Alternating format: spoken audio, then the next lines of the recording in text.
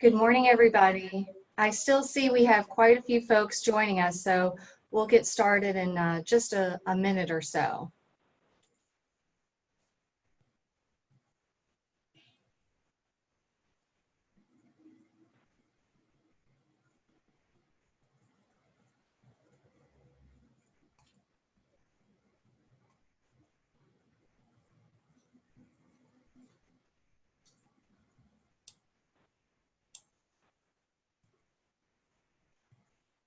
Okay, well, we've got a lengthy program, so we're going to go ahead and get started. Good morning, members and guests. Thank you so much for joining us this morning for the virtual membership meeting.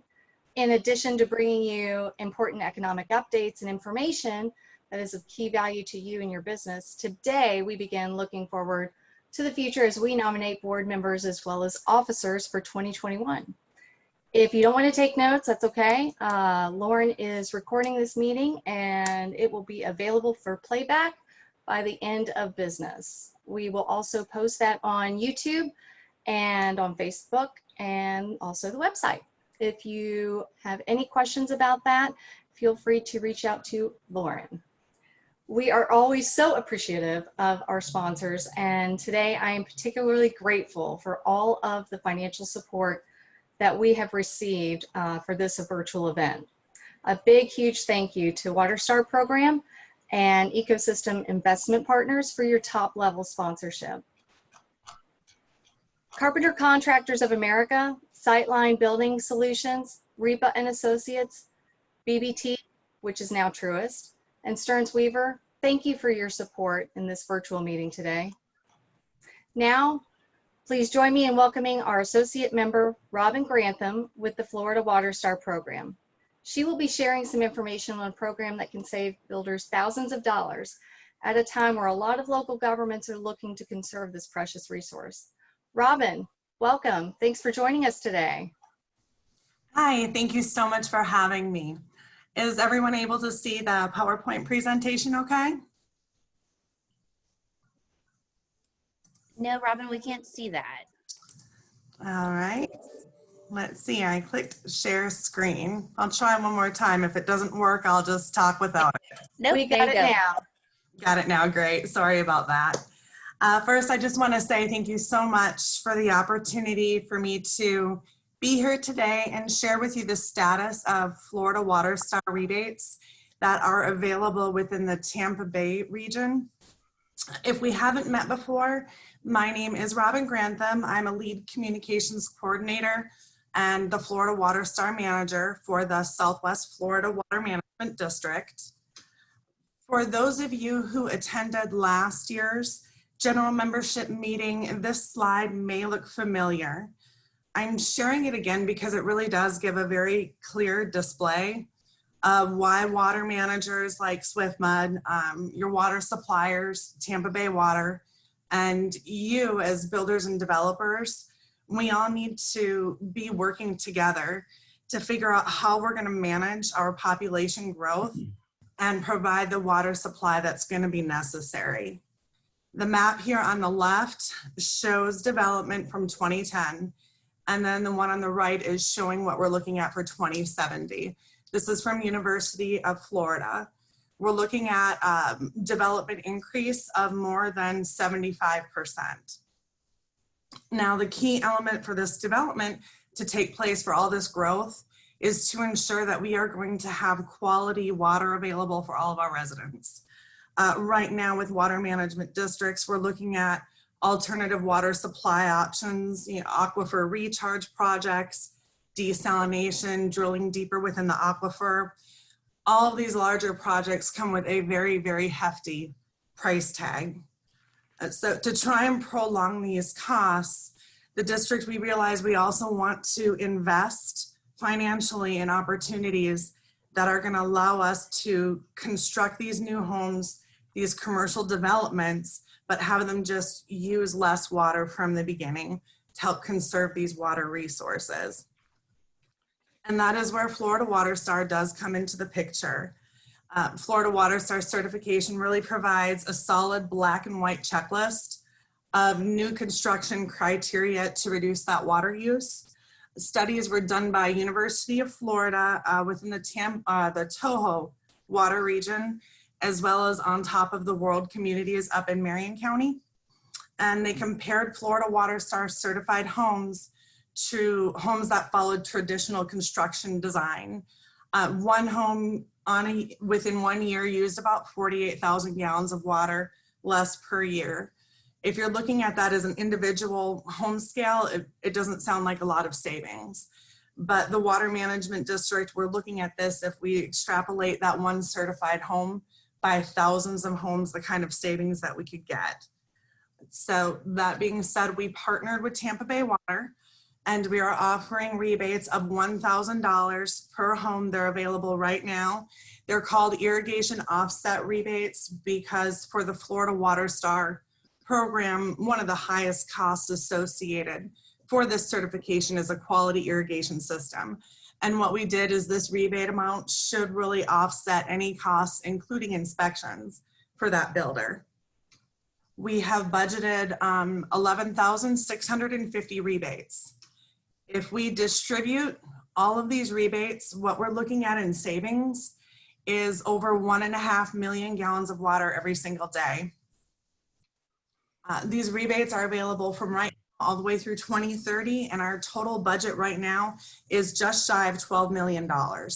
If we distribute all of the rebates that we have planned, and if the program is well accepted, there is very likely going to be opportunities for Tampa Bay Water in the district to increase that $12 million budget. This is your government's way and Tampa Bay Water's way of trying to invest in use builders and developers and put our money where our mouth is. So we really need to get these distributed. And in order to participate, there are some requirements. The first being that with this partnership with Tampa Bay Water, your water utility for these homes has to be one of their member governments. So we're looking at Hillsborough, Pasco, Pinellas counties, as well as the cities of Tampa, St. Pete, and Newport Richey. Another element of this rebate of $1,000 per home, as the builder, you're going to be working closely with your landscape and irrigation contractor. You may determine that rather you as the builder overseeing that rebate program, your contractor may want to go ahead and take on that bulk of that. So then the rebate would go directly to your contractor instead, and they would just go ahead and schedule those inspections, and you would know all criteria are met, whichever option is easiest and works best for you and your contractor. Also, again, because the key element for this rebate is offsetting those irrigation costs, in-ground irrigation system is required for the homes, and the water provided for the irrigation system must be potable, which means that if it's well or reclaimed water for irrigation, it would not qualify to participate in the rebate program. And last, and obviously, the home would need to obtain Florida Water Star certification. So that really concludes my presentation. I hope to receive a plethora of emails about the Florida Water Star rebates. Also, don't hesitate to give my cell phone a ring. Happy to host virtual meetings with you and your contractors or come meet with you in person. And I look forward to seeing everyone at the October 1st Meet the Builder event. Thank you so much. Thank you, Robin. Really appreciate that. For those of you that may not know, Hillsborough County is actually considering this program as well as others tomorrow at their BOCC meeting. And they're trying to look for ways to incentivize water conservation. So very, very timely information. As you all know, TBBA is very proud to be your local association, as well as being affiliated with the Florida Home Builders Association, as well as the National Association of Home Builders. I am extremely proud to present to you this morning the chair of the National Association of Home Builders, Chuck Falk, who just so happens to live and work right here in Tampa. Chuck, it is so good to be with you this morning. Tell us what's going on in DC. Thank you, Jennifer. It's great to be here with my family in Tampa, and I've had to cancel 2 trips to Washington, D.C. because the mayor there said that if you came from Florida, you had to quarantine for 14 days in Washington, D.C. So it's limited my opportunities to be there. But we've been really active, that's for sure. But also today, Dr. Dietz is going to be with me, the economist for the National Association, and I know everybody's going to be excited to hear what he has to say. For everyone's information, I was elected to become the chairman of the board at NEHB and take office this coming February. And at our last meeting, our fall summer meeting for NHB, Dean Mon had to step down for personal reasons. And so I'm going to be serving as the chairman for about 18 months. So it's going to be a lot of fun. I want to remind everybody that we're not dealing with a financial crisis right now. We're dealing with a health crisis. So how we view things, and Dr. Dietz is going to explain to you as we navigate through this, the differences from what we're experiencing now and what we went through in 2008, 2010. But needless to say, it is a crisis. And fortunately, our industry has been deemed an essential industry. So it allowed us to continue to work, continue to earn a paycheck for our families. And just want to remind everybody to make sure that we're on the job sites, to work safe, follow the protocol so that we don't lose this opportunity.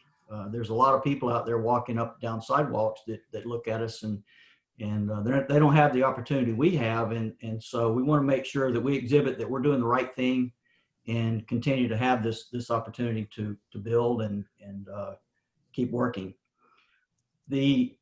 I guess the issue right now that everybody wants to hear about is probably the lumber issue. And this will probably be a key issue through the remainder of this year. We went through something similar in 2018. We immediately we took steps to see what we could do to get to the root of the problem, and we got success when we had the opportunity to meet with the Commerce Secretary Wilbur Ross.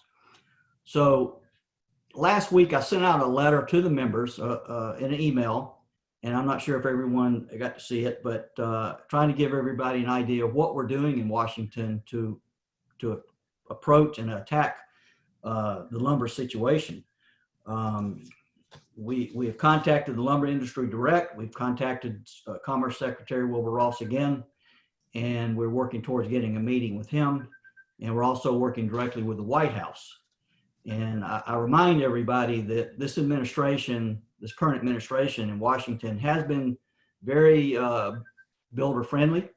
They've been friends of our industry, and I'm hoping that we will get some results, immediate results, dealing with what we're dealing with here. The effects we're having is going to be housing affordability, and housing affordability continues to be an issue that we have to address. It never goes away. That's part of our advocacy in Washington, D.C. to make sure that we're protecting our industry and making sure housing is affordable. And we understand that for every $1,000 the house goes up in price, 150,000 potential buyers are eliminated from the market. So with lumber going up on the average single family home, $11,000 or 69% of the lumber costs going up, or in multifamily cases, $5,000, and that's 75% of the cost. So that tells you very quickly through the math how this is affecting potential opportunities for people to have the American dream in home. So we're taking this very seriously. I know there's a lot of ways that we can approach it, but we're taking the practical approach first. And, in the past, in 2018, the lumber industry blamed it on trucking. They blamed it on a lot of different issues. But once we met with the Commerce Secretary, he started looking into the potential possibility of collusion in the industry. And before he could take any legal steps, miraculously, the lumber prices came down. So, and I'm not saying that's what's going on now, but just what we experienced in 2018. On the political side, Jennifer, I always try to stay out of your way on local politics, and I'm hoping that we're getting through the elections, and I know that you're hoping to get some people in office locally in Tampa Bay, more housing friendly, and I wish you luck on that, and we'll do all we can to help with you here, and I just want you to be aware of that. Yesterday, I had the opportunity to speak to a group in the San Francisco Bay Area, the Professional Women in Building, their council out there, and I had remarks regarding 100 years and since the voting acts were changed for women that have the right to vote. And it reminded me of, and I wanted to say, of one of our members we lost recently, Peggy Templeton.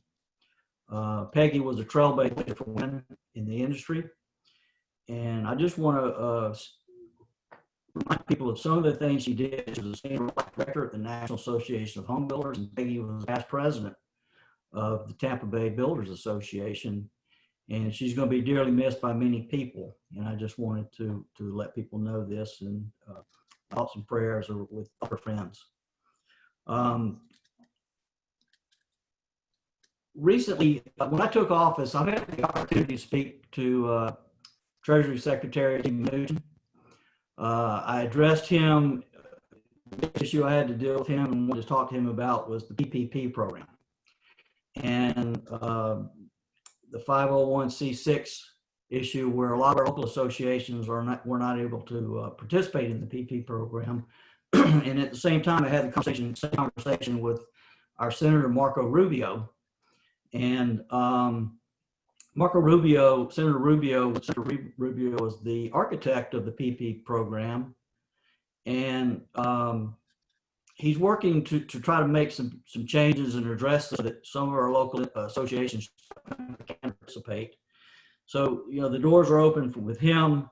I had a conversation last week with HUD Secretary Carson, and I've also had the opportunity recently to talk to Fed Chair Jerome Powell.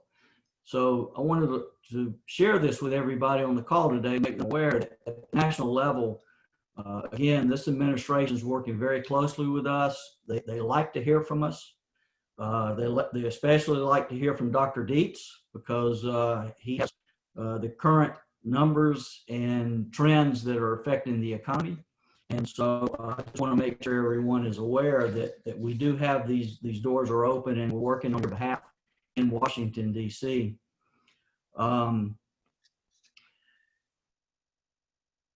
The other issue I wanted to speak about briefly was the International Codes Council.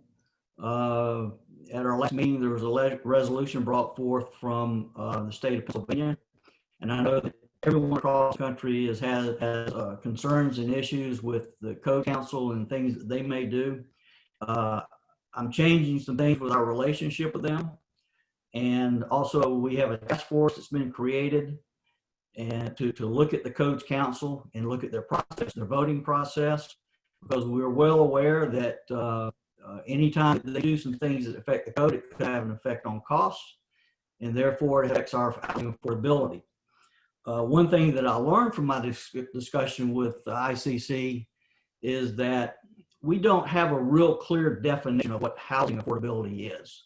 So I changed the charge of the task force to make sure that they are addressing our housing affordability definition, so that when we do talk to people outside our industry or within our industry, and we're talking about affordability, they can help them understand what we're trying to address. Jennifer, I think that's all I have to share today, unless anybody has any questions. But the last thing I want to say, and I've said this before, and I'll continue to say this, that our industry will be the industry that's going to lead our nation's economy back to prosperity. And I truly believe that. And thank you for letting me speak today, Jennifer. I enjoyed it. Thank you, Chairman. I always appreciate your insights, and that is a lot going on, and I really appreciate everything that you do for the industry, but also you're just a really nice person, and we enjoy seeing you all the time, and hopefully we'll be able to see more of you in the coming months. In my background, there's a few plaques over there, and those were when I was on the board of directors at TBBA, and they go back close to 30 years ago. But, oh my goodness. I wouldn't be in Washington, D.C. today with this opportunity as the chairman of the board without my friends from Tampa Bay and the state of Florida working with me and helping me. and I'll do everything I can to help my Tampa Bay family. Well, we appreciate it, and we're very proud of all of your success and your leadership. Thank you, Jennifer. So the Florida legislative session may be in recess, but that does not mean that Tallahassee is dead. Oh, far from it, actually. Over the last few years, the Florida Home Builders Association has worked very hard to make sure that our regulatory processes are streamlined, codified, and clarified as much as possible, because with each passing legislative session, there are local governments that interpret things in very, very different ways. So I am happy to have with us Rusty Payton, the CEO of FHBA. Good morning, Rusty. What's going on up in Tallahassee? Well, good morning, Jennifer, and thank you for that kind introduction. I always enjoy the opportunity to talk to Tampa.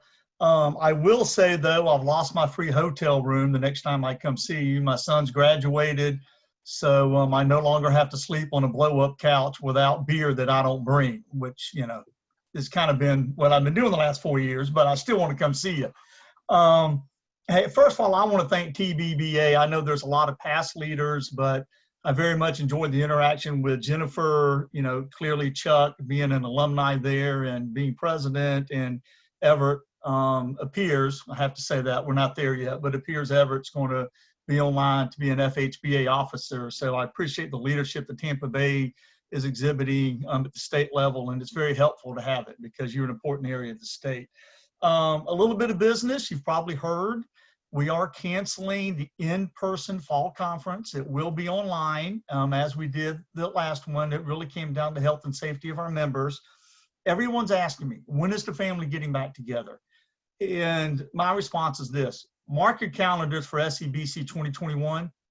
We're going to get together SCBC 2021. I'm making no predictions or guarantees what will happen with the legislative conference.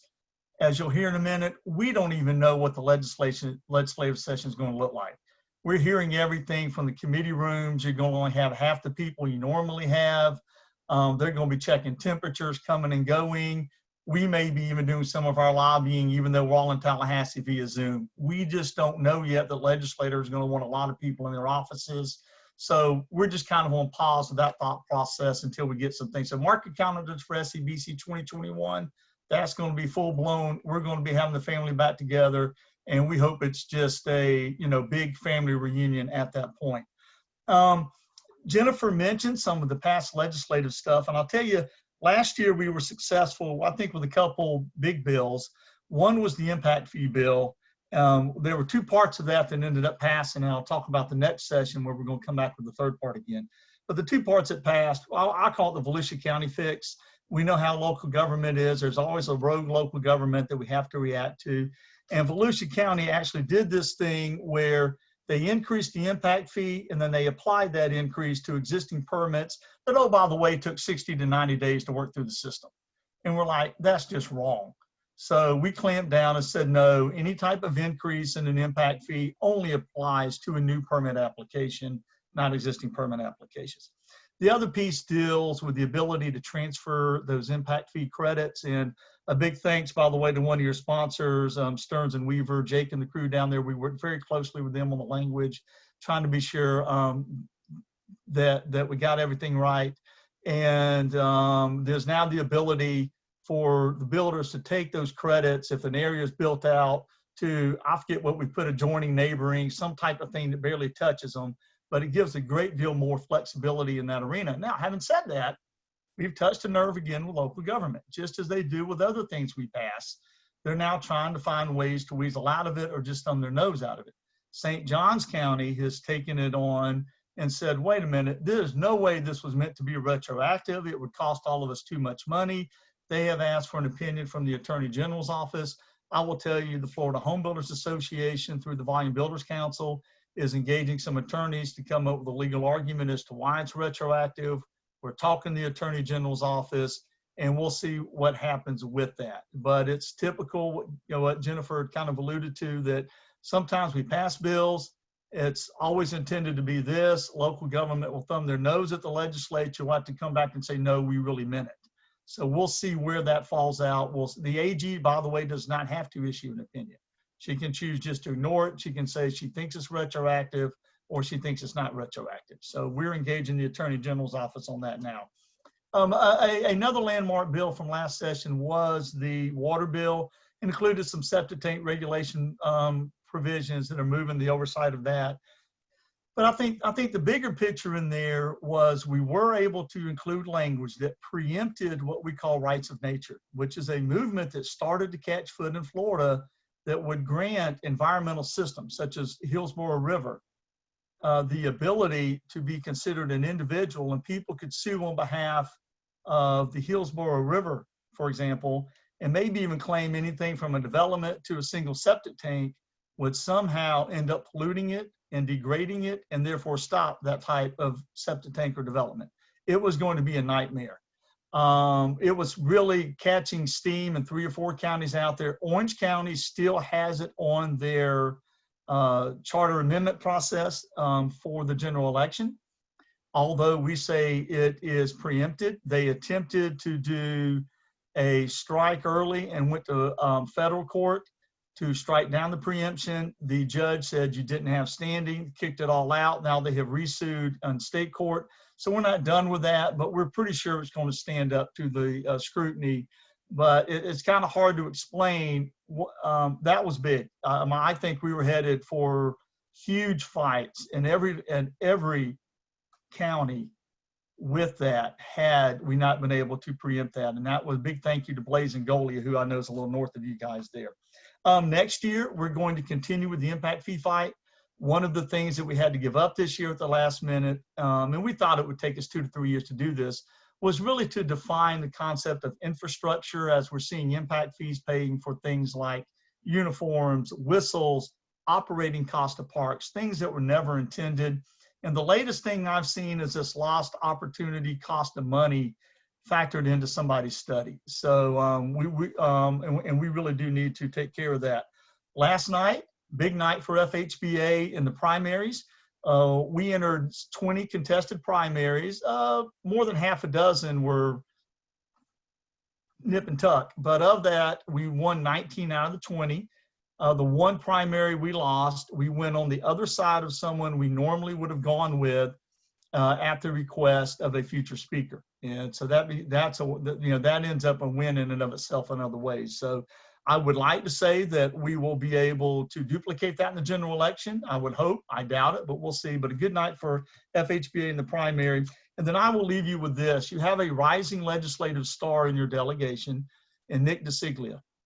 He was someone, honestly, I hadn't worked with much. When we had the impact fee bill, the way the leadership in the House is structured, we went to a representative in Golia, who's a builder and a member up in the Hernando area. And by the way, I think very supportive of us, another thing, putting our charter down there. But he put us immediately on Representative DeCiglia, who shepherded that bill through the House. The House was prepared to deal with the infrastructure issue. He had agreed. It was the Senate we had a problem in. And he is our champion of housing this year. He came and joined us virtually joined us at our board meeting to, be told about it. And we'll be working with Jennifer and Everett and others and find a way to get that award to him. So you've got a rising star there.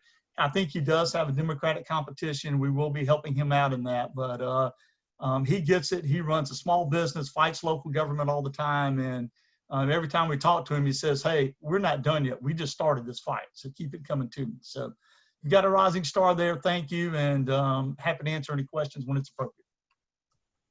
Thank you, Rusty. Wow. I wasn't aware of that, so I will make sure that I personally reach out to Nick and say thank you for all of his hard work. Now, please join me in welcoming our TBBA Associate Member and presenting sponsor, Joseph Williams, with Ecosystem Investment Partners. Oh. See if I can get my camera to work here. Thank you very much for having me today. I really appreciate the time. So I wanted to take a couple minutes to chat with you folks because there's a couple major updates that have been happening in the environmental permitting world. And just wanted to make sure everybody's aware of it. And they've actually very beneficial to the Home Builders Association. Before I get into that, I just want to introduce myself a little bit. I work for a company called Ecosystem Investment Partners, or EIP for short.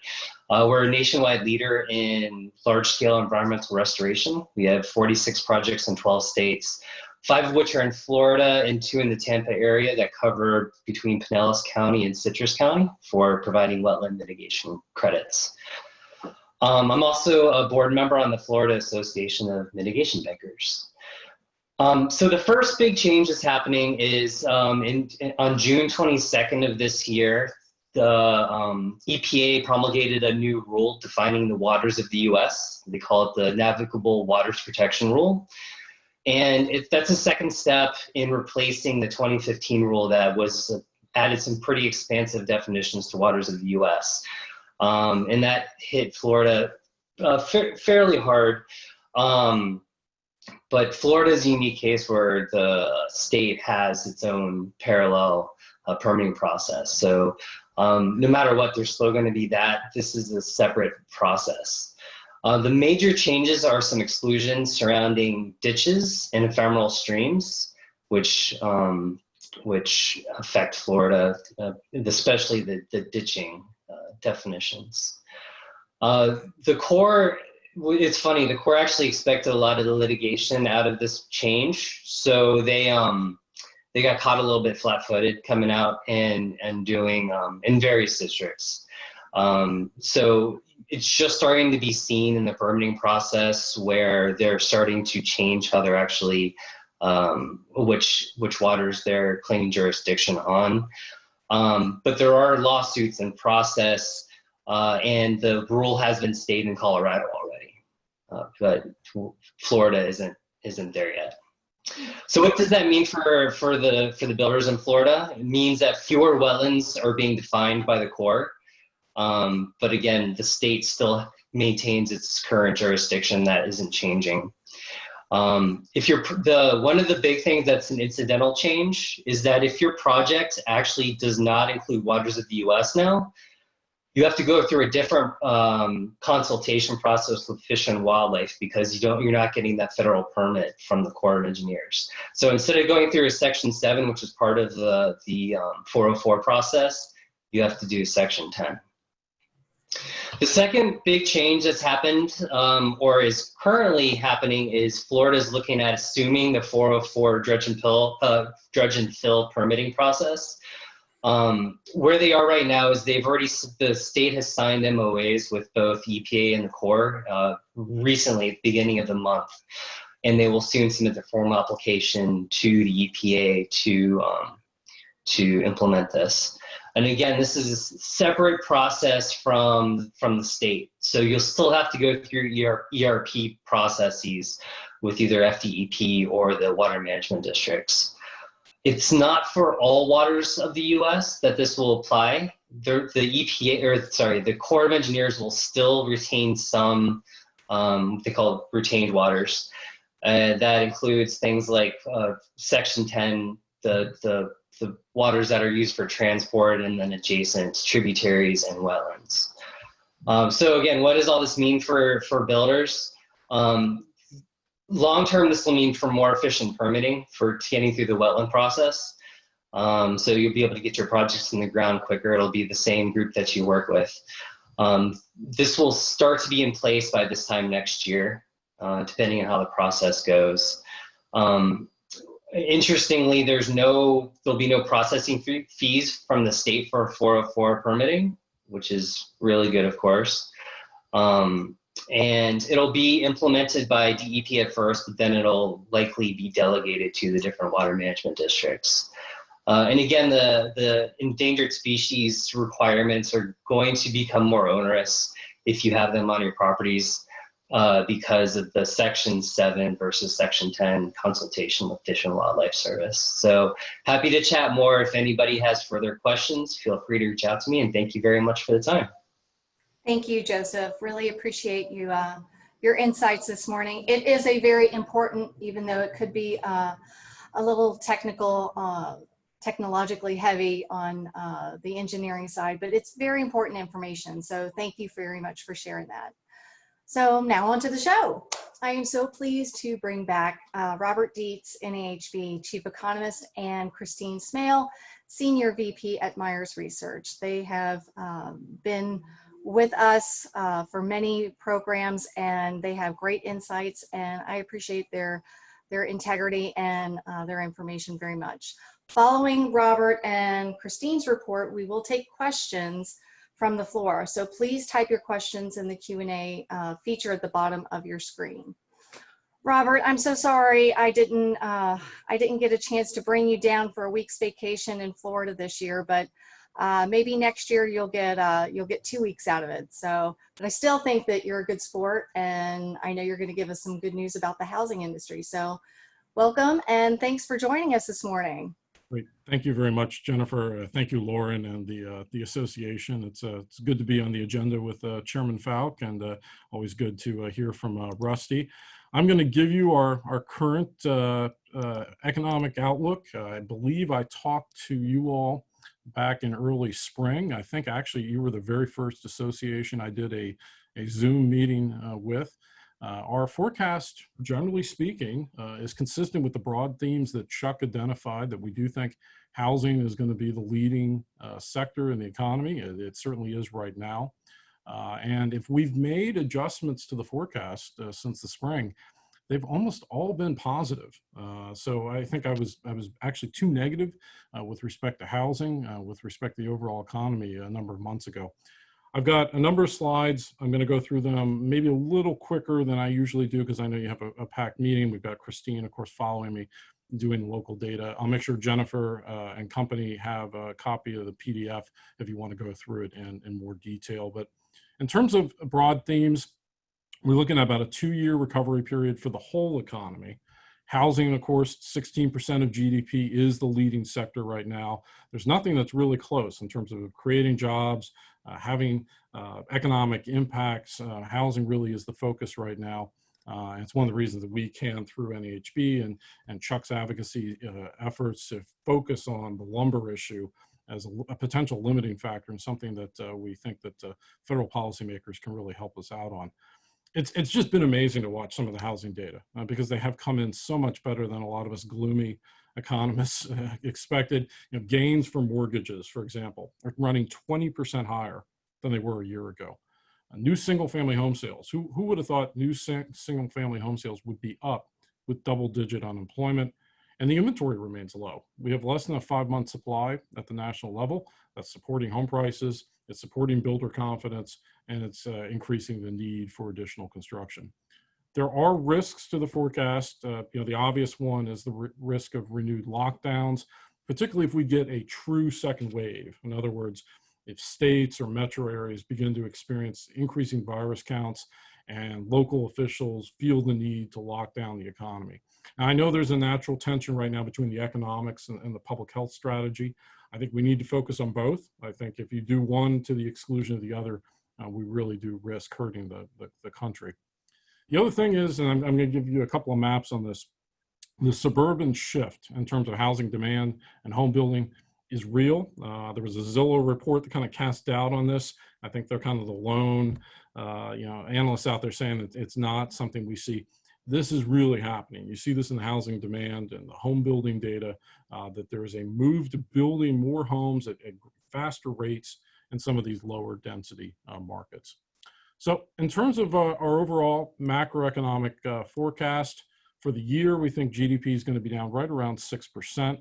That second quarter, just historically challenging. And it's a function of public health strategies, not a financial crisis, as Chuck indicated.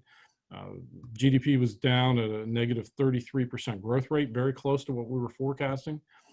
We're a little more negative on the third quarter than most forecasters. I think consensus right now is the third quarter should grow at about 20%, which is a pretty rapid rebound. I've got it closer to 10. And the reason why is I think we naturally focus a lot on small firms. I'm concerned about some credit issues. And I'm also concerned about the virus itself. So we've got positive growth in the second half of the year, building momentum for the overall economy, but a little bit slower than what other forecasters are expecting. But I think in 2021, we're going to see about a 4% growth rate for the year. And that's particularly going to come with a vaccine. And in our forecast now, we make an official call. We think we will have a mass deployed, not 100% effective, but effective enough vaccine in place by June of 2021. So that kind of echoes what Rusty was saying about SCBC 2021. That's what we're thinking is sort of when things really get back to normal is the middle of 2021, because that's when a broad vaccine that people can feel comfortable about will come about. And we feel pretty confident about that, given the number of candidates that are really in scientific development right now. So growth in 2021, growth again in 2022. It's going to be about a 2-year recovery process, but you can see those growth rates at the end of this slide. I think we've got a pretty good runway for economic rebound and growth coming forward. In terms of the labor market, we've been moving this in the right direction. We had been saying we thought the unemployment rate would be 10% at the end of the year. Despite the official rate, I think unemployment right now is right around 11%. But I think by the end of the year, we'll be looking at closer to 9 and maybe even 8% by the time we get to December. So the labor market's moving in the right way. There was some concern, certainly in July, as the virus spread through the South, that maybe we would see a stall in some of that labor market improvement. That didn't turn out to be the case, and the labor market continues to improve. The subheading here is key, though. The degree to which unemployment lasts 6 months or more, that's where you see real big impacts on people's decisions to buy a house or buy a car. So duration matters. If we can keep the spell of unemployment for individual workers to less than 6 months, that will really increase the probability of a V-shaped recovery for the overall economy, not just for housing. And then in terms of local data, and Christine's going to do a lot more local data than I am, but I just thought in terms of the labor market, and you can see that Florida, for example, was down about 13% in terms of jobs, a little bit better than the U.S. as a whole. The U.S. as a whole was down 15%. Some markets like Las Vegas really badly hurt. Las Vegas, Honolulu, unemployment rates of 30% or more, just really striking when you get a shutdown of travel, tourism, and hospitality. And the V-shaped recovery, you can kind of start to see it on this slide in terms of job gains. Right now, we're down about 10% jobs in the US, and Florida doing better, down about 7%. All the directional trends moving in the right direction. And of course, underlying this with respect to housing demand is population growth. And this has been one of Florida and the Southeast strengths in recent year, that the population growth rates in this area are really much stronger than what we see as a nation as a whole. I'm from the Midwest originally. If you look at a lot of those states, they're flat or even negative. So Florida's population growth rate of about 1%, double that which we see for the nation as a whole, is a real advantage in terms of housing demand. And of course, then that has benefits for local real estate markets. In terms of the demand side, of course, interest rates are really one of the big reasons that we do see strength in the housing market. And it's the reason that housing typically does lead the economy out of downturns. The Great Recession was the exceptional case because of the fact that we had a glut of homes, and low interest rates as we went into the Great Recession didn't really help stimulate home building. Historically low interest rates right now, the average rate is right under 3%, which is incredible. We do think it is going to tick higher over the next couple of years. I would expect a jump in interest rates, for example, when we get news that a vaccine is ready to be deployed. You'll see a boost in the stock market when that happens. Growth expectations will go up. And anytime growth expectations go up, interest rates go up. So be prepared for that. But we don't think the increases in interest rates are going to be that high. In fact, I think the 30-year fixed rate mortgage is going to remain below 4% for at least the next 2 years. So it's going to go up, but it's still going to be historically low interest rates. There are risks out beyond our forecast window. We've got a large national debt and deficit. We'll have to watch the presidential election in terms of the budget situation. And the Federal Reserve's balance sheet is quite large, which means in the 5 to 10-year window, there is a risk of growing inflation. Growing inflation means higher nominal interest rates. So historically low interest rates in the short term, risks of rates going up as we progress into this decade and get to the latter part of the decade. In terms of demographics, really positive tailwinds in terms of housing demand. The blue bars on top here are the quarterly growth in the number of homeowners nationwide. At the bottom in red is the growth in renters. 2010, 2016, rental-driven recovery after the Great Recession. 2016 is more millennials get to their mid-30s, homeowner-driven. And in fact, the first quarter was the best quarter we had for gains in home ownership nationwide since the Great Recession. So we just had this tremendous momentum going into the downturn. And it's one of the reasons that housing has done fairly well. You can see that the pivot point here in terms of the national home ownership rate in 2016, that's where you get that change, where the demographics are pushing. One technical footnote that is probably useful as housing professionals to know, unfortunately, the home ownership rate data, and we got it for the second quarter from HUD and the Census Bureau, it's not usable. There was a rate, it was above 67%. When we looked at the actual raw data, it's screwed up, to use the technical term. So unfortunately, the second quarter and the third quarter data for the homeownership rate, because we know this process and challenge is going to continue, is just not going to be useful. I think we may have to wait until 2021 for some of the homeownership rate data. And it has to do with their survey. They're just not out in the field doing it like they did. They moved to phone. When they moved to phone-based, the whole system kind of collapsed. So there's a challenge there, but generally speaking, we had a lot of strength for homeownership coming into the market. And just a reminder, I mentioned it here, but the demographics are really moving in our direction. This is the population profile of the United States. If you look at where that yellow box is on that slide, you can see that large group of millennials there, and they're kind of right around age 30. Typical age of a first-time home buyer in the United States is age 31. So there's a lot of demographic potential coming this way, which means growth for home building. And of course, we got Gen Z after them. They're going to be entering apartment markets, and we finally got a name for the generational group before Gen Z. And since we're out of letters, we're going to call them Gen Alpha. So Gen Z and Gen Alpha are going to be the folks coming in the apartment markets. And of course, the Florida market is supported increasingly, or not increasingly, but consistently by baby boomers and Gen Xers. So there's a lot of demographic potential for the housing market. The supply side. As Chuck mentioned, lumber is the big issue. In fact, I have a meeting, I think this afternoon, with the National Economic Council at the White House.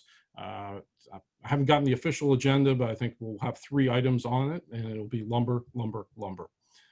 So, you know, if you look at lumber pricing over the last few months, it's just a staggering increase.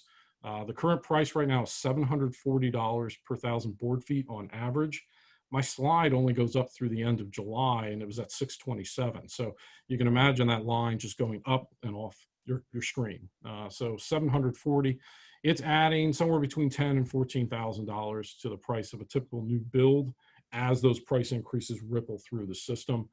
So there's a lot of positive in the housing market, and what we've identified here in DC is this is a potential limiting factor. I don't want to say showstopper, but something that could certainly act as a brake. We need help. We need more domestic production of lumber. And if that can't be done, or ideally both, we need a reduction in those that 20% tariff on Canadian lumber, which is where we get a third of our lumber supply. So as Chuck mentioned, you know, that is our #1 advocacy issue right now in DC. The full team here at NHB is working on it. And I'm doing a lot in terms of trying to get other housers, the affordable housing group, the realtors, and other groups to really start talking about lumber, because this is the limiting factor, both for remodeling. Existing home sales is connected to remodeling and single family construction and apartment building. The skilled labor shortage continues. We need to continue to attract workers and train them into the industry. Obviously, state associations, local associations, the Home Builders Institute are all in the lead in this effort. With high unemployment nationally, it's a good moment to kind of bring people in the industry, but we got to train them. And that's going to take resources. And through training them, we can keep them in the sector. You know, this is, again, an issue that Chuck has worked on a lot in terms of the skilled labor shortage. We lost as an industry in March and April about 500,000 jobs. But the good news is that we gained about 70% of them back May through July.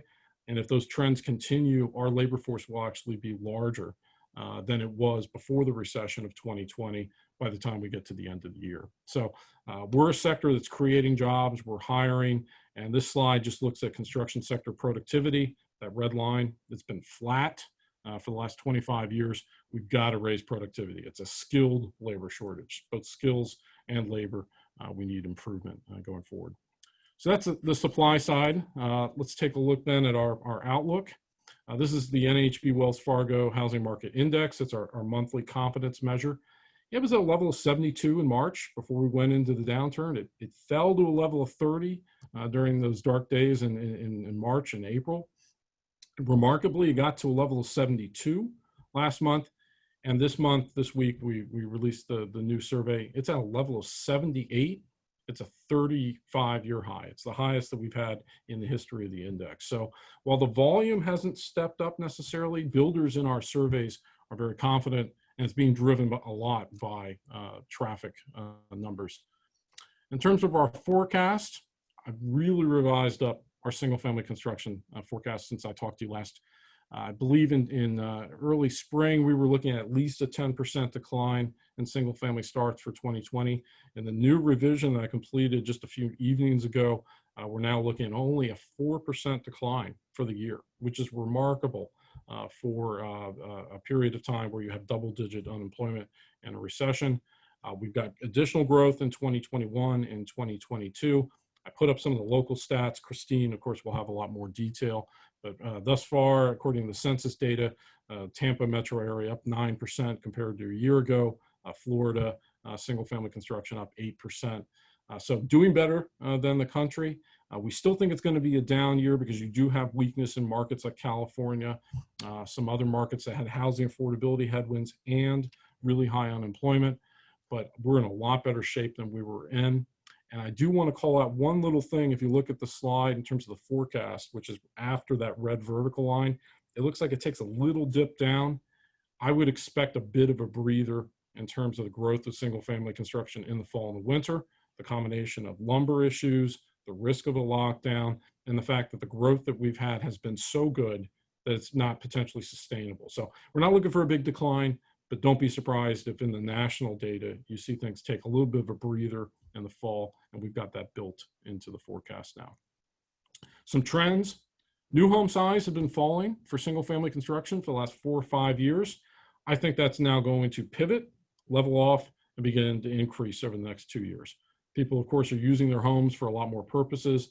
That means that we need more space for home offices, home gyms, study spaces. My own kids seem to be taking classes online. If you're in a small space like I am, I'm in a Arlington, Virginia townhouse, you desperately want more space. So I think we're going to see the change in demand for that. And it's not just, people, it's puppies. I'm not above putting a puppy in an economic forecast. This picture makes me laugh, but look at the graph here. If you look at the trend, this is Google Trends. Everybody's using high frequency data. So here's my attempt at doing that. But if you look at the high frequency data on people searching for puppies as a term, it went up in March and it stayed up. So it's not just home space needed for people. We're also seeing growth in pets. So all those things are reinforcing the importance of home and housing. And that's why housing as an industry has been fairly hot in recent times. Geography. I mentioned the suburban shift. I do think it's real. We saw it in the data in the first quarter. This is from our NHB Home Building Geography Index. The second quarter data for this comes out September 1st. The first quarter data, though, showed that suburban counties were growing faster than the core areas. And so I put up the suburban counties. You got a couple here in terms of this regional bucket that we assemble in this analysis in the Tampa area. I think that's going to continue. And then in the outlying areas, which represents actually about half of single family construction outside the large metro areas, these were actually the fastest growing areas in the United States. These are small metros, rural counties, and small towns. And I expect those trends to continue in the second quarter because of work at home and some people beginning to decentralize and wanting to get out of high density environments. And the reason for that, by the way, this is something that I published in Builder Magazine. If you look at virus fatalities, which are marked on the vertical axis, and population density, which is meant on the horizontal axis, that dashed line is the trend line. There's a strong positive correlation between population density and the impact of the virus. And there's some academics who are trying to explain this away. This is one of those things where who you're going to trust, academics or your lying eyes. High density environments like New York, like San Francisco, are seeing an outflow of people, and it's a function of the public health crisis in addition to housing affordability issues. So that is going to affect housing demand and home building as we move forward. That's single family. In terms of remodeling, we've revised up here as well. The remodeling market is hot. We've got it now actually up for the year by 7% in terms of total spend. The Joint Center for Housing Studies at Harvard actually has the remodeling market down this year. I think they're wrong. They were looking at existing home sales data and thinking it was going to take the remodeling market down. In fact, remodeling is quite strong, DIY, professional. Again, lumber is kind of the limiting factor, but real gains we're seeing remodeling. And then lastly, in terms of the home building outlook, multifamily, we've revised it up just a little bit, but we're still looking for about a 6% decline. This recession is focused on retail and the non-single family sector.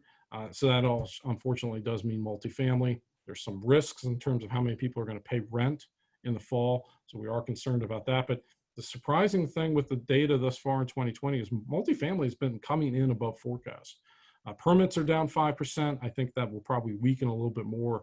But thus far, multifamily has hung in fairly well. And when we look at our geography data, what we see is more garden-style apartments and apartment construction spreading out geographically in the same way that single-family construction is occurring. And then just kind of wrapping up, I mentioned the fact that this is a different kind of a recession.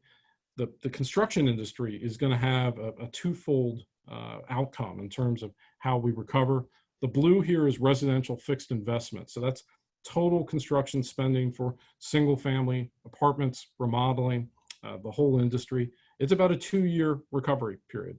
And that's because of the downturn in apartment construction. Compare that to the red. The red is non-residential construction. I think it's going to take about 4 to 5 years for non-residential construction to get back to where it was right before the recession. So unlike 2008, where housing was the lagging element of the economy, here in this recession, housing is the leading element. We are the V-shaped. Even our own construction peers are going to be lagging much more than we will. We'll be growing. And so I think a fairly quick recovery for the housing industry and a much longer recovery outside of housing as the economy tries to build momentum. And that's, again, I went a lot faster than I usually would have, but we'll make sure to get a PDF copy of this. And I look forward to taking your question after Christine's presentation. Thank you, Jennifer. Thank you, Robert. Christine, you've been by our side since the very beginning. Your key insights are extremely helpful. I can't wait to hear a little bit more about what's going on right here in the Tampa Bay market. Thanks for joining us this morning. Thanks, Jennifer. It's great to be here again, and just want to make sure everyone can see my presentation. So we're good to go, right? Good to go. All right. Well, first again, thank you, Jennifer and Lauren, for asking me back. It's been great to be part of this journey with you all and really kind of navigating the waters through this new Black Swan event that we talked about, that was always going to be coming, and it came. So it's a pleasure to be here again, and Dr. Dietz had some great information. So I just thank you for allowing me to participate. Hey, Christine, sorry to interrupt, but the screen is not in the right mode. Oh, no, thank you. I switched it back. Okay, how's that? No, it's, well, hold on. I have a lot going on my screen right now. It doesn't look like it's on my screen. It doesn't look like it's formatted correctly. Jennifer, can you comment on that?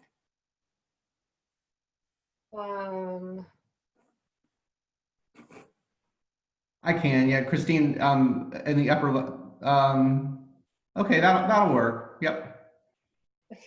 Is that the full screen one? No, it's in presenter mode. Right.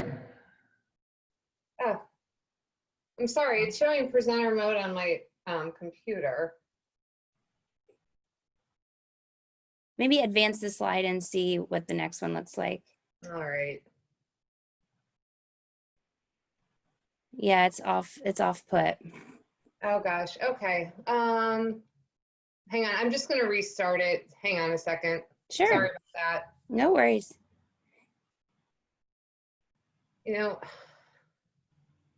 That looks great. Perfect. Perfect. All right. Okay. Thanks for your patience. I've done all these Zoom calls and I can never get it right, but okay, let's get started here with the big picture. So as Dr. Dietz mentioned, and as we all know, housing is really following a V-shaped recovery thus far. This is our Myers New Home Pending Sales Index. And as you can see, that sharp decline in the beginning, early spring, when the pandemic started happening, has really rebounded. And now home sales are up 18.2% year over year. And that's really for a variety of reasons. The wealth effect from a surprisingly strong stock market. We have a severe lack of inventory available. Resale listings have been down. Seriously low mortgage rates, as Dr. Dietz mentioned. Some pent-up demand, largely due to favorable demographics that he went into as well. We've also seen that change in lifestyle due to COVID. What else? We're not spending money on trips or lots of entertainment options right now. We're all focused on the home. And roughly half of the job losses that hit earn less than $50,000 a year. So that's one of the reasons why the housing market hasn't been that affected. And finally, we do have lots of healthy home equity that is in play right now after several years of price appreciation. So Allie Wolf, our chief economist, has this National Pending Sales Index. And that's the chart I showed you on the last slide. And you can see I've circled Tampa. Tampa pending sales are up nearly 30% on a year-over-year basis, one of the most impacted housing markets, largely due to the sub 3% mortgage rates and that shift towards home. June home sales were record-breaking for lots of builders. We had a sharp recovery in May. That was great. We were wondering, is June going to hold up? Well, it actually performed even better. So here are some large metro areas across the country. The darker the blue, that's the larger increase we saw in year-over-year home sales. And this is it by some of the major markets. So Raleigh really leading the way, but there's Tampa, nearly 30% increase year-over-year. And July closed strong as well. We survey our division presidents across the country, and we also have our Zonda data to kind of double check what we're hearing on the street. And more than 70% reported that sales in July were at the same or even stronger than what they were in June. So the momentum really continues.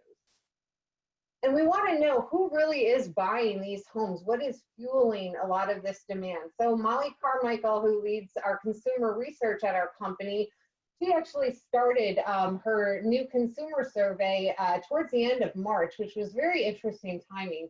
But some of the data that she's collected so far really indicates that those young families, those millennials that Dr. Dietz talked about, they are absolutely the #1 home buyer out there, followed closely by mature families and mature couples.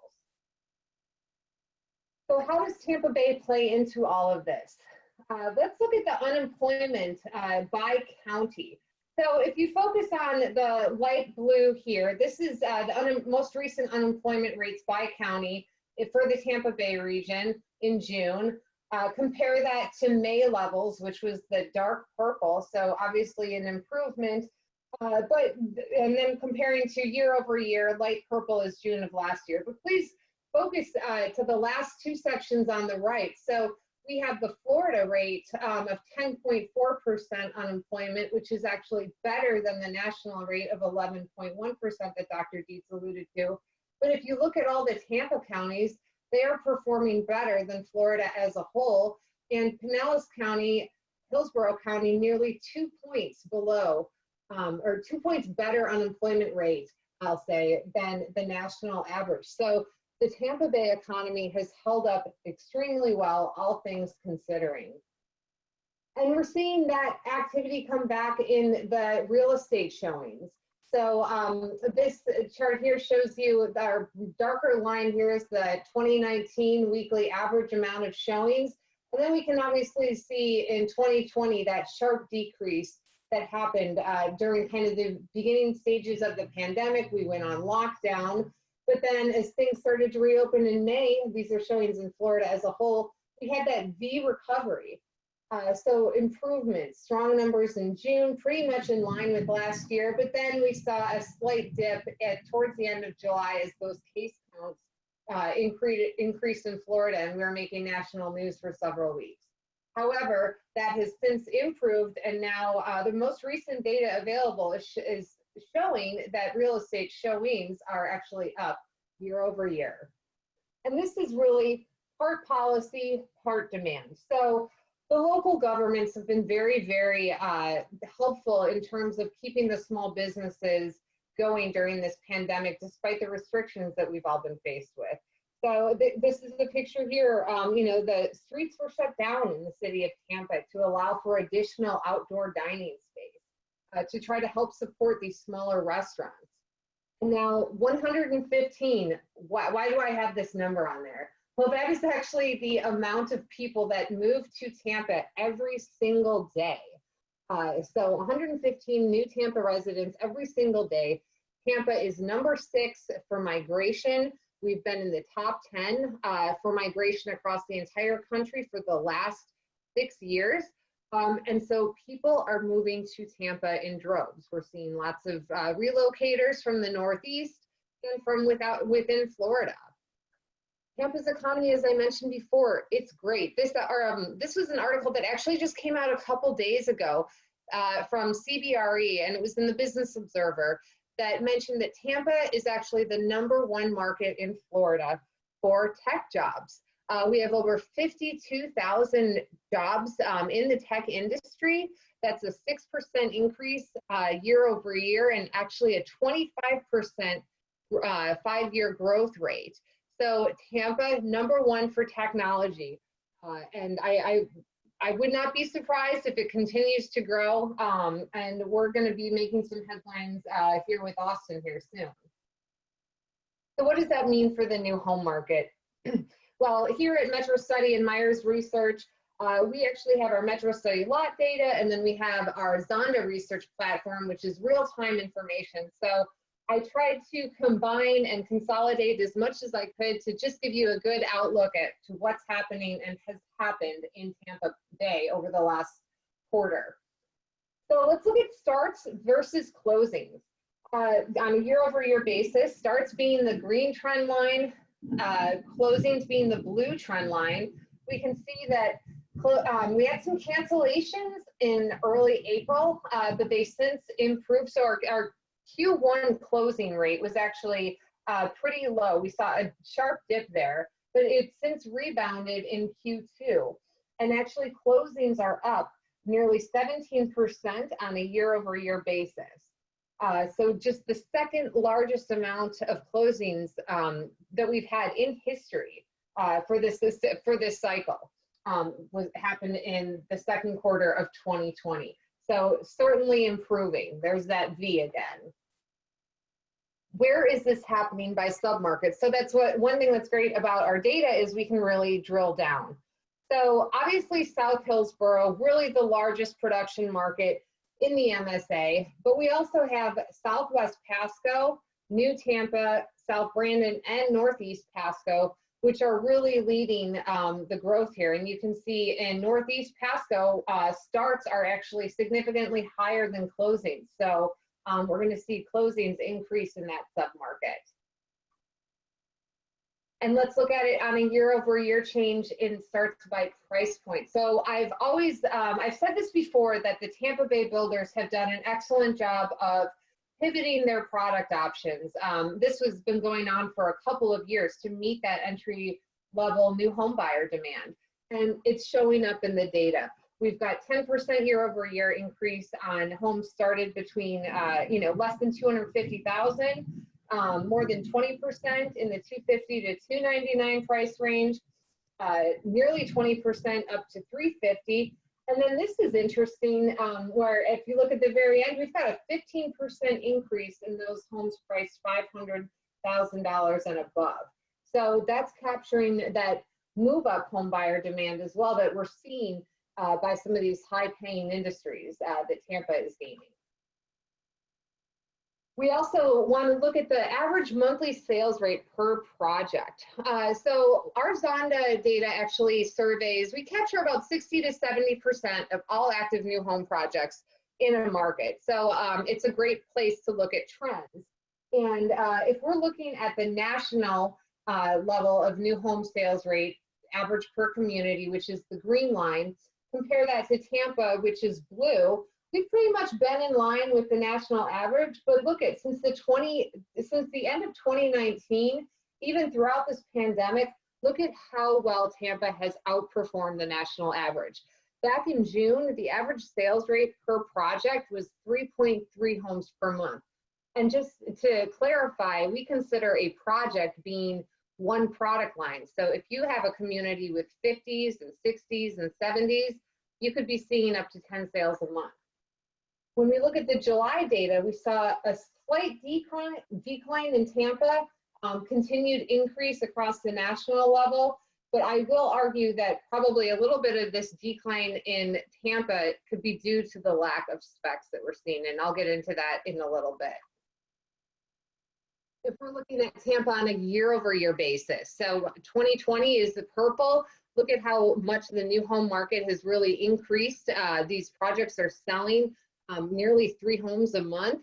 And during the pandemic, June, I mean, look at that discrepancy, nearly 1.5 more homes per month on a per project basis during this pandemic. So I can't emphasize enough how well Tampa has performed through all of this. Now, if we want to look at this by county, so where are we seeing the most increase?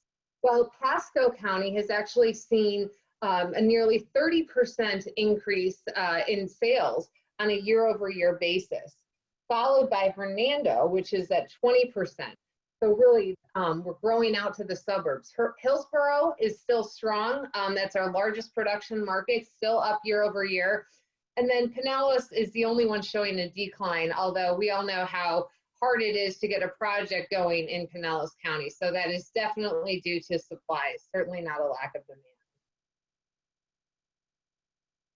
If we want to drill into this a little bit more, I tried to kind of go county by county and see which communities were actually the best performing in terms of sales rates over the last 3 months. So let's start with Hernando. So the 2 of the top best-selling communities in Hernando County, and I will caveat that there are not a lot of active communities right now, but D.R. Horton has done a great job with their Express Homes community in Seagate. They only have a couple remaining, as you can see. And then Addison Custom Homes is selling maintenance-free golf villas in the Glen Lakes community. And that's actually catering to that mature couple buyers. So both buyer groups here in Hernando, entry-level first-time home buyers and then the mature couples. What's selling in Pasco? What are the top selling Pasco communities? Well, Pasco community, it's all about the master plans. We have Talavera by MI Homes off the Suncoast Expressway doing extremely well. First-time home buyers we're seeing there. Union Park, which has been selling for a number of years out in eastern Pasco County towards the east in Wesley Chapel, doing very well.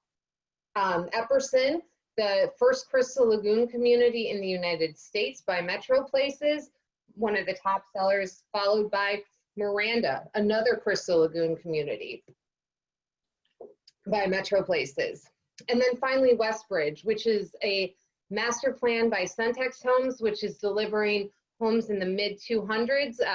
They offer very family-friendly amenities, a well-located community. They are selling extremely well. So Pasco County, all about the master plans.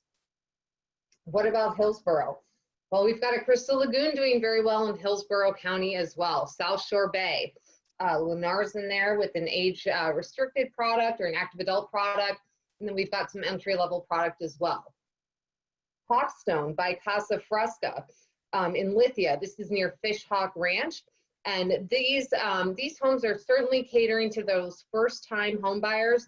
Casa Fresca offers 3 two-story home plan options, primarily specs, and they're selling extremely well.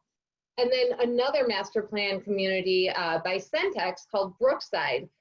You can see the site map there, you know, entry-level homes priced in the mid 200s, a family-friendly amenity, doing extremely well. And this is in the Ruskin area of South Hillsborough, which has certainly seen significant growth even within the last 12 months. Builders are starting to move there.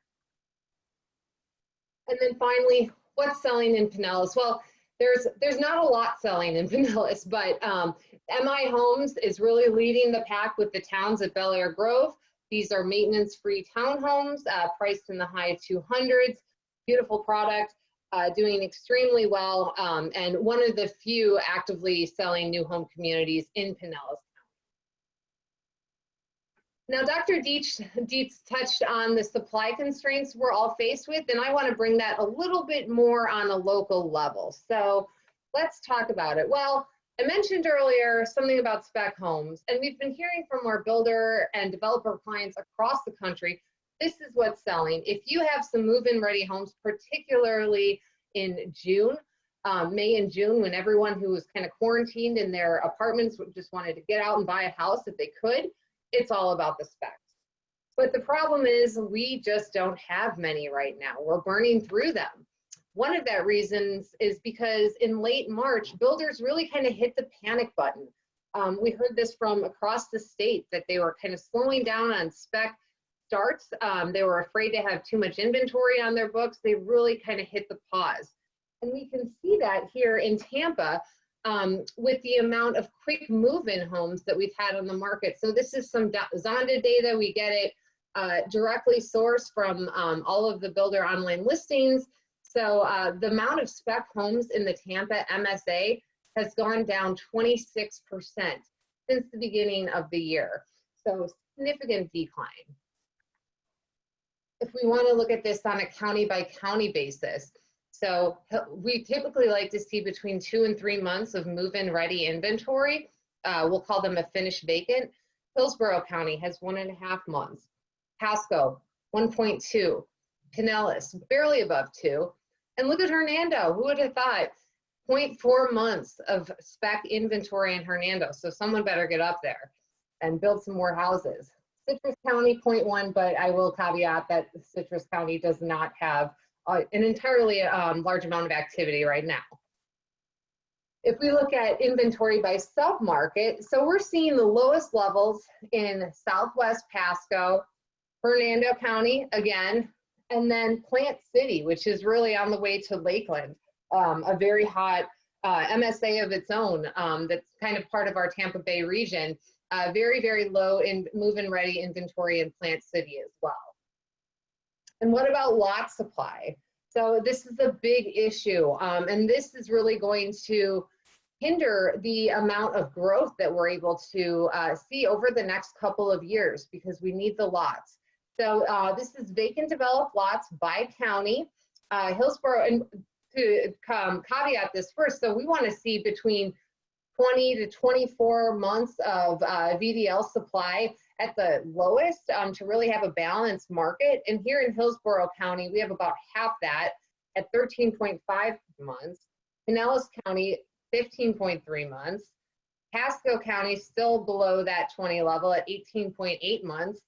And then obviously we have a lot of finished lots in Hernando and Citrus County. So certainly room to grow in Citrus and Hernando counties, but those markets where everyone wants to be in and that are in close proximity to employment in Tampa, very, very low VDL supply. We want to drill in by submarket. I just want to highlight here, South Brandon, very, very low VDL inventory. Same with South Hillsborough. And the Town and Country Citrus Park area, very, very low VDL supply. So this will hinder our growth if we're not able to get some more lots on the ground. And unfortunately, July did not bring any additional resale inventory to the market. So we've already got tight levels of supply. Usually we see, the resale market capturing the majority of home sales in a region. The resale listings in Tampa are actually down 40%, nearly 40% year over year. So the resale listings are down. New home builders are certainly capturing a large amount of that demand. And I want to wrap up just with some final thoughts because I showed a lot of positive housing data for the Tampa area. I emphasized the short supply that we're facing. But one thing, and Dr. Dietz touched on this as well, we always have to be concerned about affordability. That is still our biggest hurdle. Despite all the pivots to entry-level new home product. We've got the lumber cost challenges. We've got short lot supply, which makes the lot supply or the lot prices increase. And so affordability is always going to be our biggest hurdle. And one finding from Molly's survey that she's been doing is that the challenges with affordability, even despite the low mortgage rates, are even greater this year than last year. So if you look at the purple bars here are kind of the most recent 2020 responses compared to the teal lines from 2019. So those buyers who are facing affordability challenges, those have increased even despite the low mortgage rates. And we can see that in the project price changes that we've had in Tampa. So the green line indicates on a month-over-month basis which projects increase their prices. Look at that significant increase from May to June. And July prices increased as well. So and for all of the constraints I mentioned before. And we also have to worry about the national delinquency data. So this data is coming out. I think we just had some fresh data the other day, but this is from data at the end of May, where Tampa was one of the top 10 markets in the US with the largest delinquency rate increases on a year-over-year basis. It's all those darker blue dots on the US map, the Sunbelt states in the Northeast. Well, unfortunately, a lot of those blue dots are in Florida, and Tampa was actually number 10. So we do have to watch that. And I know there's been some questions about that, what we think will happen, and we're happy to answer those following the discussion. I've just got a few more to get through here. So just to emphasize, we've lived through the shock of the COVID-19, but we want to watch out for the aftershocks. So this is a graph from Fred, and it actually shows the loan loss reserves for commercial banks in the United States. And this is money that banks set aside for loan defaults. Back in the late 2000s, we had the large increase, over $240 million in reserves. And look at what we've seen just in the last few months in 2020. So banks are increasing their loan loss reserves. And here's a quote from Jamie Dimon saying, we're just guessing, we're prepared for the worst case. So we've had the shock of COVID-19, but there will certainly be aftershocks. We're seeing that in retail bankruptcies. We have the airline, the CARES funding running out at the end of September. You know, we've already had warn notices from some of the largest airlines. So I just want everyone to be aware of, we've got a shock, but like any earthquake, we're going to have some aftershocks as well. It's possible, you know, we could have a double dip recession. We've been saying that we're going to see a swoosh recovery, but it is out there that we could see a double dip recession. And then I also want to emphasize, we still, as much fun as 2020 has been for all of us, we're not over yet, and we still have the election to get through. So just some things to be aware of going forward. And Dr. Dietz did highlight some of those in his forecast. But overall, my conclusions and the outlook for Tampa Bay housing is it's very, very strong in the long term for a variety of reasons. Interest rates will remain low for some time. We certainly have demographics on our side. You know, we're attracting millennials, we're attracting retirees, and there's a severe lack of supply of housing. We have room to grow. I know our VDL counts are low in some counties now, but if we can get more lots approved, we certainly have the land for it to grow further outside in the metro. We've got a strong economy here in Tampa and a very vibrant downtown that's undergoing a renaissance and a reinvestment resurgence, but it's close enough to the suburbs, so easily accessible. And then, of course, we have to have Tom Brady, which hopefully we'll see in person here soon. So thanks for your attention, and I look forward to your questions with Robert. Thank you so much. That is really great news. Lots of interesting insights there, so we appreciate it. So now we have come to the Q&A portion of today's program. Please try not to use the chat function. Use the Q&A function on your screen, and Lauren's going to help us make sure that all of your questions get answered. we'll go ahead and get started with that. So Yeah, I think Dr. Dietz, the first one's from for you, I believe, from Ron Weaver. Do you see that up, or would you like me to read it for you? Yeah. So yeah, it looks like the question is basically about the national debt, which I touched on. Yeah, I'm actually a little more of a dove on national debt issues. I think a lot of economists kind of get very focused on concerns about rising debts and deficit and what it means for the currency, what it means about inflation in the long run, because ultimately, if you have unsustainable debts and deficits, it's going to cause inflation. But I think one of the things that we can see with the United States is we have the Federal Reserve, we have the world's reserve currency. So while the debt to GDP ratio right now is getting above 100%, I've got plenty of room to grow. Japan's, for example, is near 200%. I'm not saying that we should be irresponsible in the years ahead. We're going to have to tighten up. But I'm not particularly concerned about the debt and deficit. I think it was filling in the lack of economic activity that we saw. And, you know, one of the challenges over the last 5 years with the Federal Reserve was not able to cause inflation. Inflation's been persistently below 2%. So a little bit more inflation actually would be some good news. I think one of the things, though, that will make this particular recession different than others is typically inflation, as a rebound begins to take hold, shows up in wage inflation. That's not going to happen this time. The inflationary pressures are going to be on the goods side. Lumber is absolutely a clear example. And the reason for that is that global supply chains have been so heavily disrupted, it's going to be material prices going up while wage growth remains weak. So the inflation equation is going to be a little bit different over the next decade. Great. And another question for you that came in from Justin about mortgage forbearance.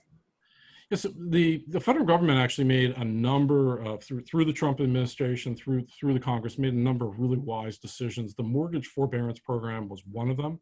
It does give us about a year of window, so we don't have homes entering into the foreclosure process, which then would cause downward pressure on prices, which would then cause itself additional foreclosure activity due to negative equity position.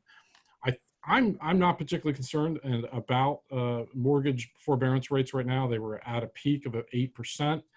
Good estimate from the Mortgage Bankers Association, and my peer there, their chief economist, was about half of the people that went into mortgage forbearance did so as an insurance policy. They didn't really need it. Their cash flow would have covered it. So I think on the mortgage side, we're okay. Where there's concern is on the rent side. As you start to see some of the eviction moratorium expire, the expanded unemployment insurance benefit, which is not well structured, it's hurting the ability of businesses to hire, particularly in sawmills, by the way. It's one of the reasons the lumber shortage is an issue. But that $600 was providing an income effect to allow renters to pay their rent. That's going to be tested in September and October. Again, though, I'm more of an optimist. There's these projections out there that we're going to see 20 million, 30 million evictions. We usually have about 3 million a year. I think it's going to be elevated, but I don't think we're going to see a wave of evictions. Multifamily operators have been working with renters to try to keep them in. And I think ultimately Congress is going to provide some additional income support as we approach the election. Great. I think this question is probably for Christine about remote work and the long-term effects on housing demand. Do you want to take that one? Sure. So do you anticipate remote work having a long-term effect on housing demand? You know, absolutely. And we're seeing this already. The amount of people that are actively searching for a home in what is considered a rural environment has increased year over year to levels we haven't seen. I'm sure, Robert, you have the exact stat. But no, I know I read that highlight. So we are absolutely seeing the demand but the most important thing is having a good internet connection. So those of you who work in fiber will be benefiting as well, because it's going to be even more important going forward. But this really allows people the flexibility. I mean, if they only have to go to their office once or twice a week, you know, I know my sister works for LinkedIn, and they don't have to go back to the office until next year, and they are having more flexible options as to where they can live. So she's considering a Florida move. So absolutely, we're going to see some benefits long-term for housing demand. And then also we need the room for our home office. So back to Dr. Vietz's point about home sizes getting larger. Hey, great. Another question from Bill Lee with Sable Homes. He wants you to re-explain the slide of Tampa year-over-year starts by price range, including the red arrow categories. I'm happy to stop my share if you want to pull that back up, if that's accessible. Yeah, hang on.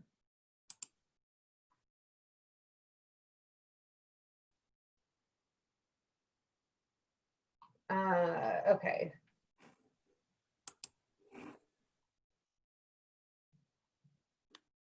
This one. Can you see my? Okay. Not yet. Okay, it's All starting. right. There you go. Okay, so the year-over-year change in annual starts by price. What this really is we have our Metro study data and we classify it by each lot is kind of in a price band. And when we go out and do our quarterly survey of where we're seeing starts occur, it correlates with which price buckets we're seeing those occurring. And so absolutely, we're seeing the increase on a year-over-year basis, percentage-wise and quantity-wise in the 200 to 350 price band, but then also those lots priced over $500,000. So I hope that helps a little bit, kind of explaining where this data comes from. Thanks.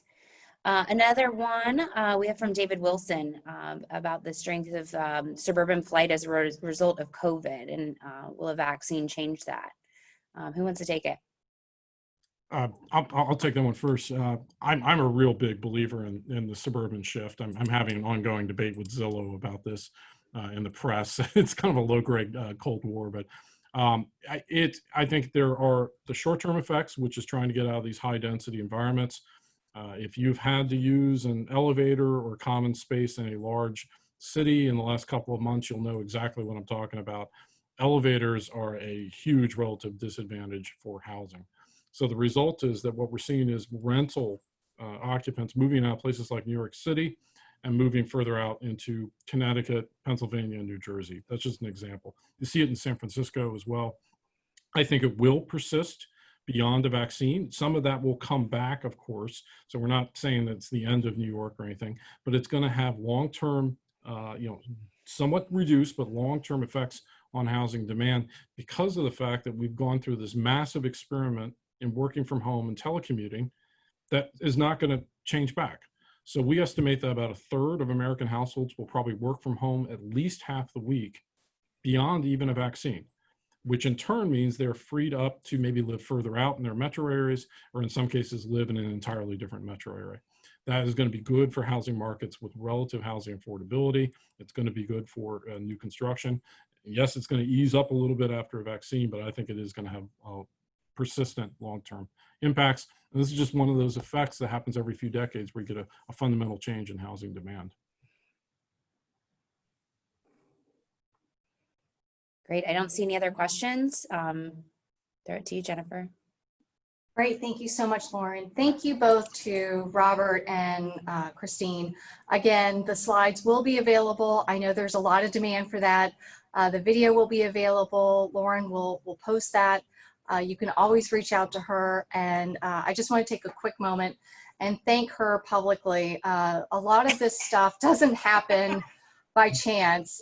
She puts in a ton of work putting this stuff together and adding value to your membership. And this is just a great example of that. So I really appreciate all the hard work that you've done, Lauren, putting all of this together. So thank you. And I'm so glad that you're part of my team. With that, I have the privilege of working for the last 15 years for TBBA, and the last 10 years I've served as your executive vice president. Every single year I get a new president, and I am, I've said this many times before, and I believe it's true.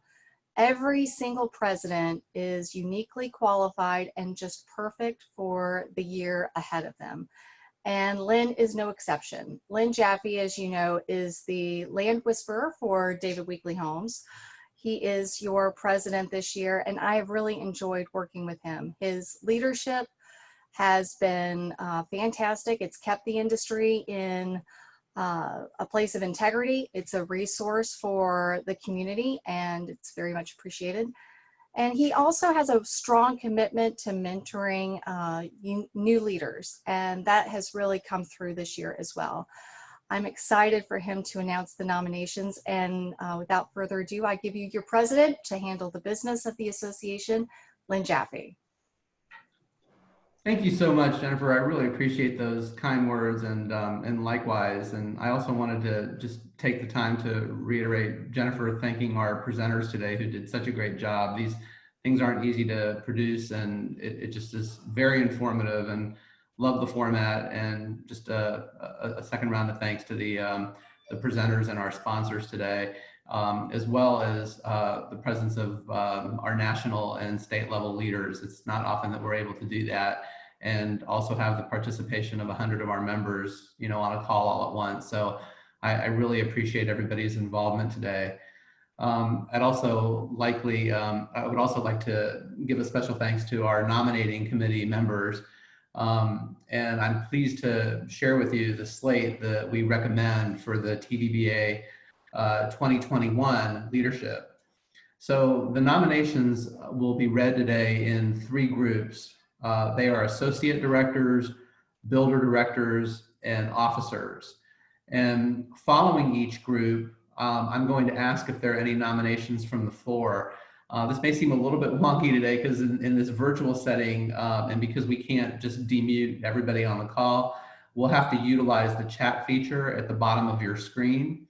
So please note that all persons to be elected must be voting members of the TBBA, and that any nominations from the floor must acknowledge that the person being nominated is a voting member and is willing to serve in the office for which they're being nominated. So for this portion of the meeting, I'd like to reiterate that only voting members of the TBBA can participate in voting for leaders.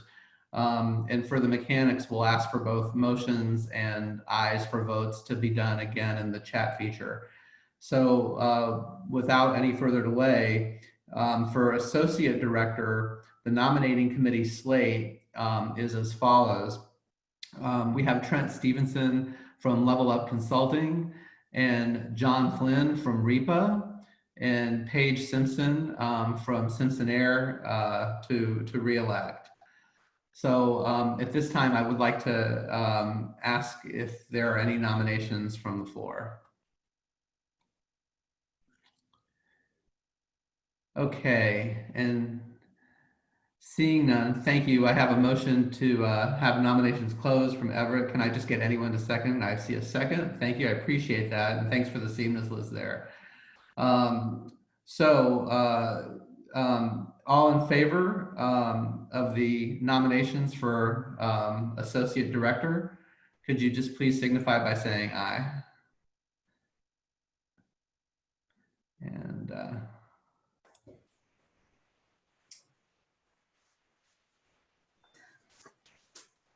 Lynn, good direction.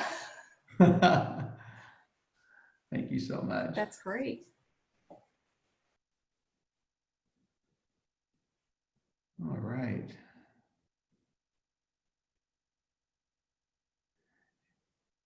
And any opposed sign?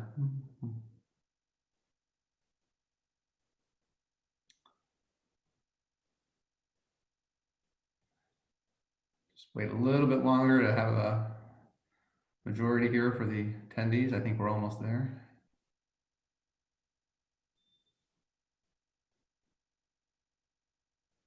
All right.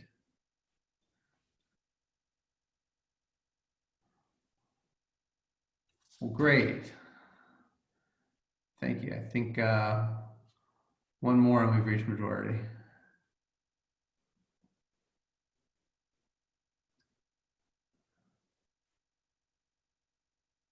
All right.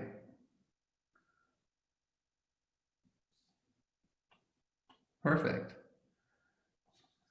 So moving on then,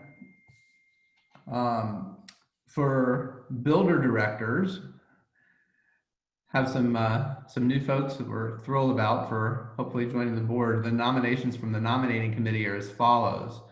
We have David Wilson from Meritage Homes. We have Matt O'Brien from Banyan Land and Capital. Pam Parisi from Newland Communities. Sang Lee from Park Square Homes. And for re-election for Beth Bradburn for Homes by West Bay. And also for re-election, Martin Frame from David Weekly Homes. So once again, are there any nominations from the floor?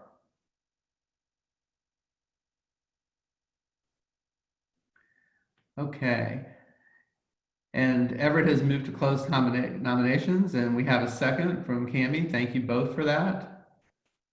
So once again, if you could all just audibly down at the bottom, I can seek for the ayes, and here we go.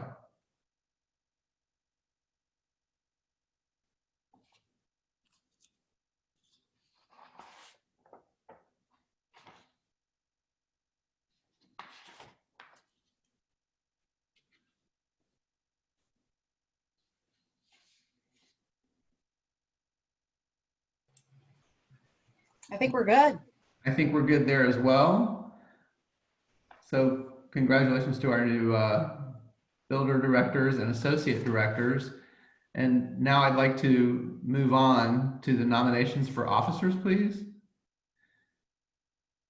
And for the new slate of officers, your new TBBA president from the nominating committee is Brian Bullock from Homes by West Bay, and Matthew Longenecker to be our president-elect from Homes by Artisan. Cami Corbett, our first vice president from Hill Ward and Henderson. Jeff Deason as our VP and treasurer from Pulte Homes. Bill Short, our VP and secretary from Red Elk Land Company. Myself as your immediate past president from David Weekly. And Ron Donaldson, our immediate past vice president from Hillsborough Title. Any nominations from the floor? Okay, seeing none. I have already seen a motion and a second to close nominations. And one last time, if I could ask for everybody to signify aye for your new slate of officers for the TBBA for 2021.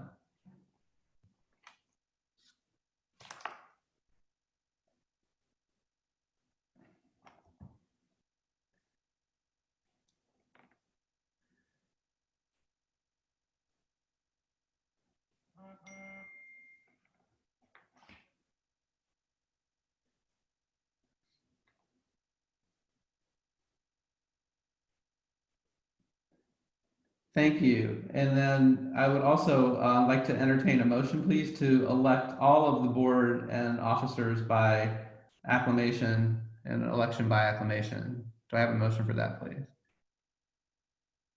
Everett, so moved. Second, please. All right, several. Thank you. And finally, one last round of ayes so that we can get this slate going. What a strange world we live in now, huh? Yeah, but I got to say, I'm very proud of all of our members who, it was wonky, but it really moved very, very smoothly. So congratulations, Lynn. Thank you. And mostly congratulations to all of our new builder directors, associate directors, and TBBA officers.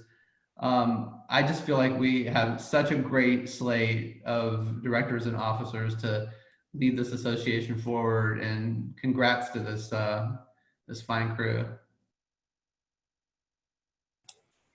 And with that, can I get a motion to adjourn this meeting?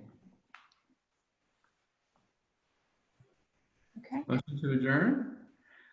All right. Thank you everyone for your participation today. And once again, congratulations to our new slate of officers and directors. Looking forward to working with you all. Thanks, Thanks, Jennifer. everybody. Bye-bye.